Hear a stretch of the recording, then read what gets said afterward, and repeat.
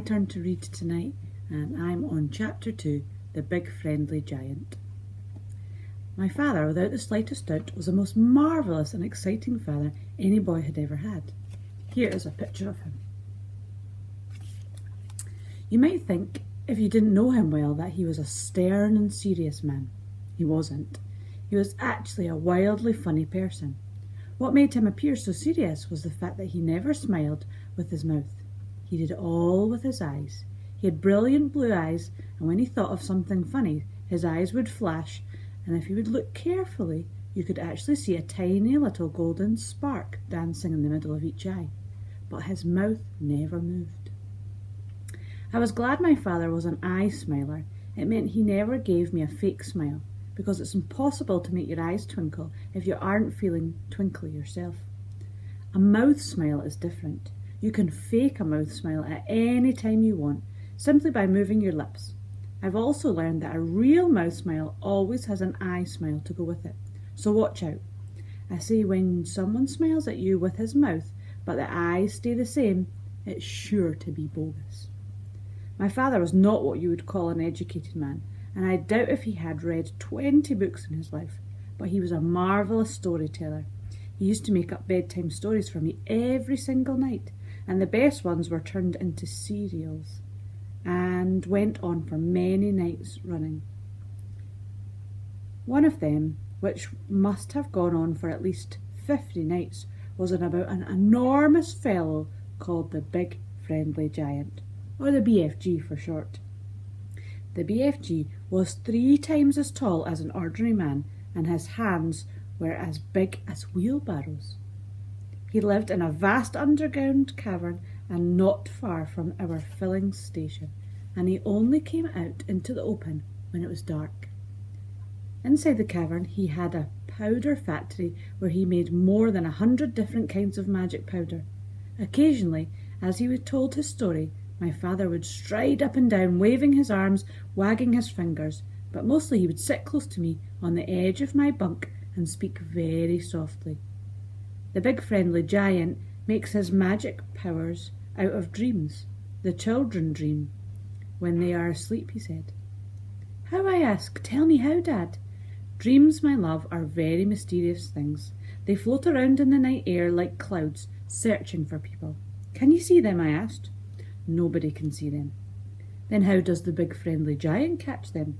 Ah, my father said, that is an interesting part. A dream, you see, as it goes drifting through the night air, makes a tiny little buzzing humming sound, a sound so soft and low it's impossible for ordinary people to hear it.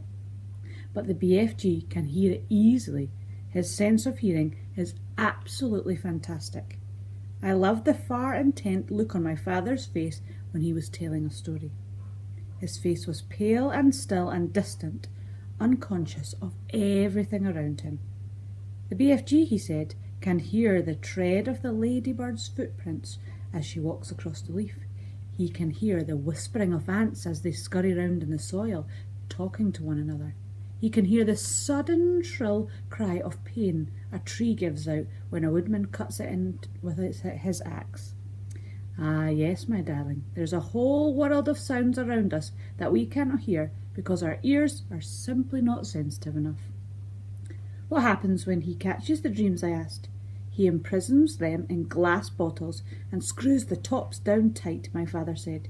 He has thousands of these bottles in his cave. Does he match bad dreams as well as good ones?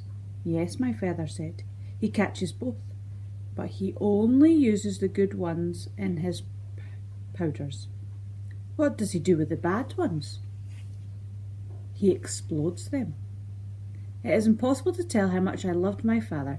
When he was sitting too close to me on the bunk, I would reach out and slide my hand into his, and then he would fold his long fingers around his fist and holding it tight. What does the BFG do with his powders after he has made them? I asked. In the dead of night, my father said, he goes prowling through the village, searching for houses where children are asleep. Because of his great height, he can reach windows that 1 or even 2 flights up, and when he finds a room with a sleeping child, he opens his suitcase. His suitcase, I said.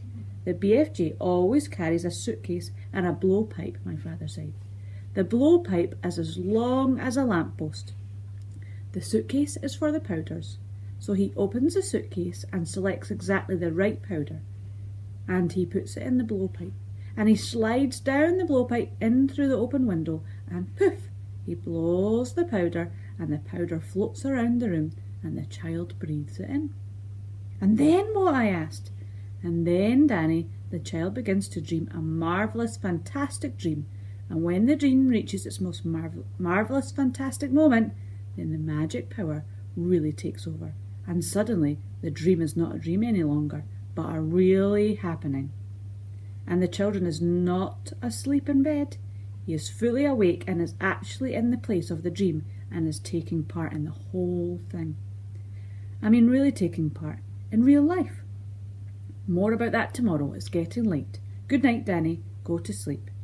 My father kissed me and he turned down the wick of the little paraffin lamp until the flame went out. He seated himself in front of the wood stove, which now made a lovely red glow in the dark room. Dad, I whispered, what is it? Have you actually ever seen the big friendly giant? Once, my father said. Only once. You did? Where? I was out behind the caravan, my father said, and it was a clear moonlit night, and I happened to look up suddenly, and I saw this tremendous tall person running along the crest of the hill. He had a queer, long-striding, lollipopping gait, and his black coat was streaming out behind him like the wings of a bird. There was a big suitcase in one hand and a blowpipe in the other, and then he came to the high hawthorn hedge at the end of the field. He just strode over it as though it wasn't there. Weren't you frightened, Dad? No, my father said. It was thrilling to see and a little eerie, but I wasn't frightened. Go to sleep now.